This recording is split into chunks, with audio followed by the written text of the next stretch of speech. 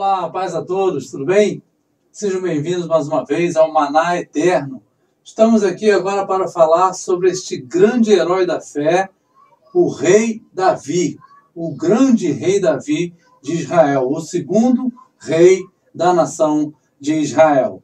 Davi quer dizer amado, né? Ele é chamado o homem segundo o coração de Deus. Vamos falar sobre esse herói da fé. Bom, vamos conhecer um pouco mais da história do rei Davi. O escritor aos Hebreus o colocou também na galeria da fé e disse: "E que mais direi? Certamente me faltará o tempo necessário para referir o que há a respeito de Davi." Bom, a história do rei Davi começa em 1 Samuel. E ele está ali pastoreando as suas ovelhas, e Deus chama o profeta Samuel e diz: "Vá a Belém, porque tenho ali um rei a ser ungido." E não disse quem era para o profeta Samuel. E Davi estava com as suas ovelhas. E aí Samuel chega na casa de Jessé, o pai de Davi, e fala com Jessé o que ele foi fazer ali, para ungir o novo rei de Israel. Davi devia ter ali seus 16, 17, 18 anos de idade, muito novinho. Mas Davi não estava presente, e começaram a vir os filhos de Jessé. Jessé trouxe os seus filhos maiores, né, de guerra já, e quando o profeta viu o primeiro filho de Jessé, disse: "Eis que estou diante do rei de Israel." Mas Deus disse para Samuel: "Não é esse, porque eu não vejo como o homem vê. O homem vê o exterior, mas eu sondo o coração." E aí foi passando os filhos, passaram 7 filhos de Jessé.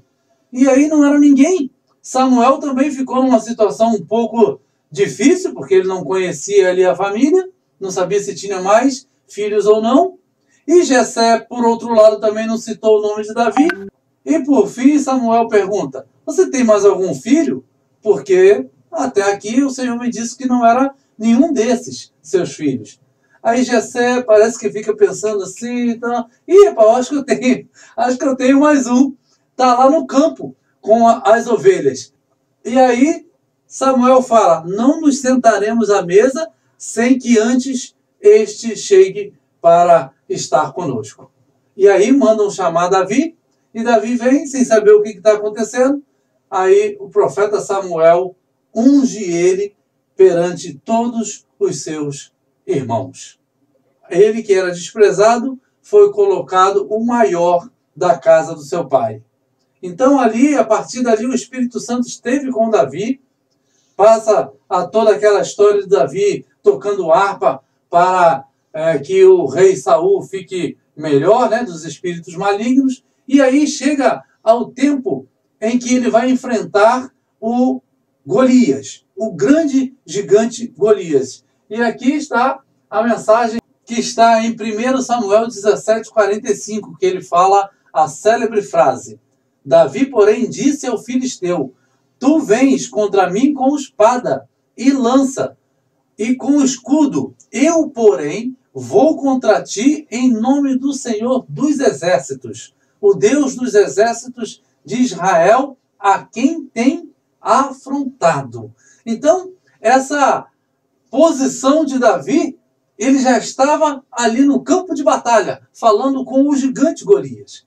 Porque, a princípio, o rei Saul não queria deixá-lo ir, porque era um menino, ao mesmo tempo que ele disse: "Eu já matei um leão, matei um urso, e esse filisteu não vai ser diferente." E aí ele falou: "Então coloca a minha armadura." E aí Davi falou: "Não consigo andar com essa sua armadura, não sou acostumado com isso."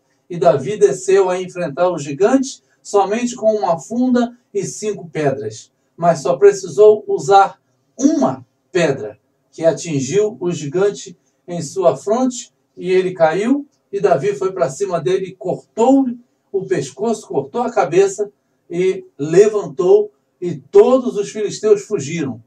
E assim Davi deu honra a Israel. E o trato era que quem perdesse a batalha se entregaria para a outra nação para ser escravo.